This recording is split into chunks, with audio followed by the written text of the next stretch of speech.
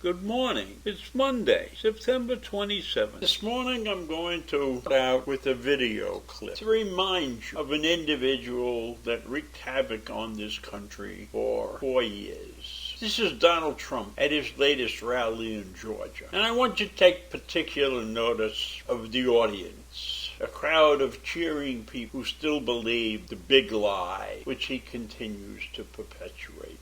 The other thing that he continues to do is abuse the news media, pointing out to the audience that the news media is there and it's the fake news media. And in my mind, if he didn't have the fake news media following him around and reporting on him and giving him the additional audience that he requires in order to keep his heroic vision of himself intact. And again, we made it great. Now we got to make it great again. That begins with an earth-shattering win in November 2022. And by the way, we never forget 2020, just in case you have any questions.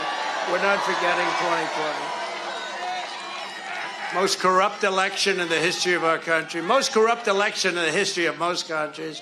To be followed by an even more glorious victory in November of 2024. We're going to have a big, beautiful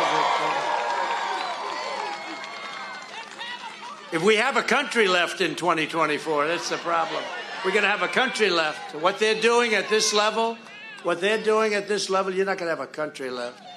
There's no greater crisis facing our nation today than the catastrophe on our southern border. You've been watching it, and a lot of the fake news, and you got a lot of them back. Look at all of those fake news people. Wow. It's amazing.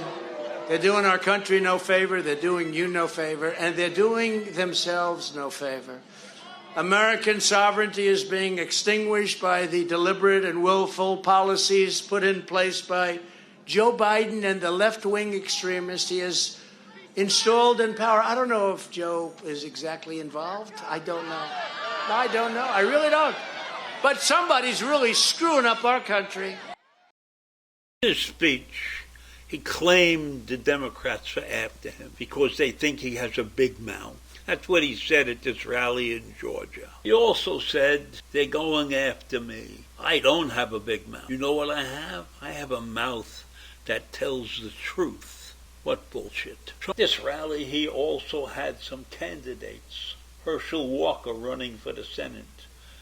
Jody Hice, who's he's endorsed to replace Georgia's Secretary of State Ben Raffensperger, and Senator Burt Jones, who worked to overturn the election results in Georgia. He particularly hates Raffensperger because Raffensperger refused to get him the 11,782 votes he needed to win the election. That's all he's out for. He wants to prove that he's still the president.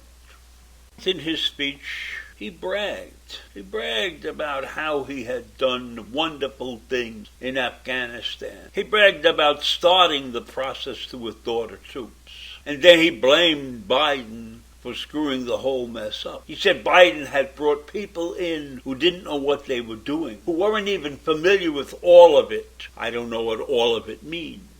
And he even said those poor service members who were killed, the 13 service members were killed, they didn't know what they were doing, he said. And we all know that it was an ISIS-K terror attack. But he said those people didn't know what they were doing. Well, that's true. They were innocent victims. They probably weren't in shape to understand what was going on in that country at that point.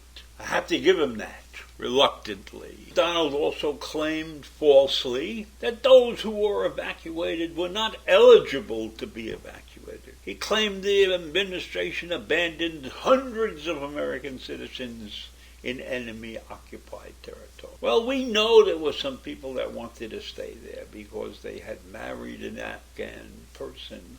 Some other reason they wanted to stay. But there weren't hundreds and hundreds of them. We got everybody out, most everybody out. He neglected to mention that Biden had wanted to extend evacuation, but that the Taliban refused to accept the extension. They wanted us out of that country as fast as they could get us out of that country. And so Biden stuck with the August 31st deadline. In the end, we got 120,000 plus people out of the country by the time the last U.S. plane left. These people are scattered around the world waiting to come to the United States so that they can be processed here and resettled here. As all of you know, I honestly believe that this is a divided country and that we have to work very hard to overcome that division. But that's not what Donald Trump wants. He wants this divided country to exist, and he is going to continue with these silly rallies and these claims that we're going to have a huge rout in the 2022 election, and then that's going to be followed up with a huge rout in the 2024 election. But he never said he was officially a candidate for 2024. He never said any of that stuff. And he's continued harassing all the Republicans who were in position to help him, but deserted him in his time of need. And they wouldn't fudge the counts in his favor. So think about that. He continues to promote the big lie. He continues to abuse the news media who are foolish enough to follow him around. Not forget the millions of dollars that he stole from people in order to overturn the election. Where is that money now? Who knows? One last thing. Donald took a pot shot at Biden because of the situation at the border. A situation that Donald couldn't fix, and he left Biden to take care of it. So I leave you with these thoughts today, and I'll see you tomorrow. Have a great day. Bye.